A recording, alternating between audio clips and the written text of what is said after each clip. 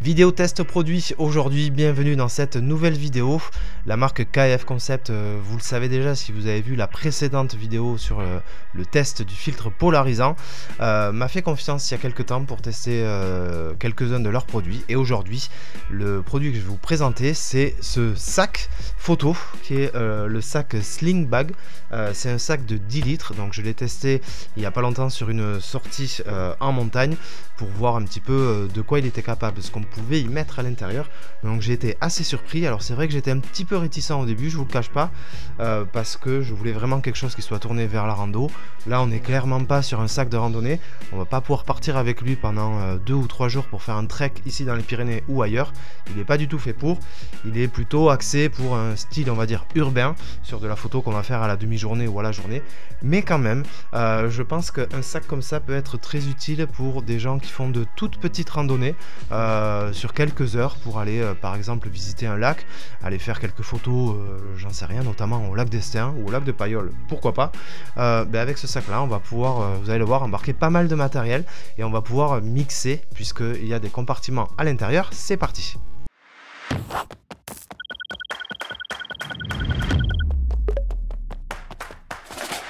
C'est donc un sac de 10 litres que m'a proposé KF Concept avec 2 compartiments principaux ici et on va le voir mieux en vidéo directement sur le terrain.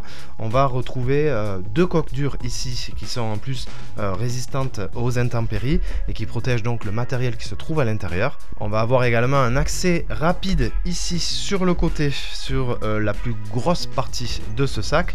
Et là, c'est vraiment tout l'avantage qu'on va retrouver, c'est qu'une fois qu'on va l'avoir sur le dos, il suffit de le faire pivoter, il n'y a pas besoin de le poser au sol. Et on va retrouver ici un compartiment qui est quand même assez costaud. Moi, j'ai réussi à y rentrer un appareil photo avec un objectif fixé dessus. Et je l'ai compartimenté de sorte qu'il puisse aussi recevoir 2 objectifs. Mais l'avantage, c'est qu'il y a un deuxième compartiment ici. Et là, on va pouvoir rentrer un petit appareil photo. Moi je fais rentrer mon drone, mais on peut aussi y faire rentrer des accessoires, hein, une petite gourde, de quoi manger, quelques petits accessoires, des batteries, des filtres, bref, peu importe. Et sur le côté, on va retrouver ici, sur ce côté, une petite lanière sécurisée avec une petite poche. Donc la poche peut contenir par exemple une gourde. Moi dans mon utilisation, là j'ai mis le trépied. Donc c'est vrai que dans ce sac, si on part à la journée ou à la demi-journée avec 1 ou 2 boîtiers, quelques objectifs et un drone, ça rentre et quoi demander de plus, c'est vraiment juste ce qu'il faut. Alors le sac est livré avec, comme vous le voyez ici, plusieurs petits compartiments velcro. Ce qui est bien, c'est que pour le coup il s'adapte à vraiment tout le monde, puisque il va s'adapter à votre appareil photo, vos objectifs, vos drones, vos accessoires, peu importe. C'est vous un petit peu qui l'agencez, il n'arrive pas prémonté. Vous faites vraiment à votre sauce et là aussi c'est un avantage. Quand on l'utilise et qu'on veut sortir son matériel sans le poser au sol, on a ici 2 petits crochets. Le premier est là, le second il est ici. Alors je l'avais pas forcément compris dès le début, je l'ai compris en suivant, et comme ça permet en fait de sécuriser ici l'accès et qu'il n'y ait rien qui tombe, parce que si comme moi dans la vidéo on l'ouvre en grand comme ça, là pour le coup si on a un objectif ou des accessoires ils peuvent tomber. Donc vraiment ils ont pensé à tout, ils ont mis cette sécurité qui est vraiment bien placée et ça permet de garder son matériel avec soi et de pas le casser en 1000 morceaux. On a aussi 2 coques qui protègent ici, donc qui sont quand même assez grandes en capacité. On va pouvoir y mettre pareil du matériel, des accessoires, des filtres, des câbles, bref ce que vous voulez, de quoi manger aussi pourquoi pas, avec des petits ici des petites lanières pour retenir. Donc c'est vraiment bien fichu, elles sont assez grandes et une fois bien remplies, je pense qu'on est même un petit peu au-delà des 10 litres pour être franc, tout compris, hein, je parle bien.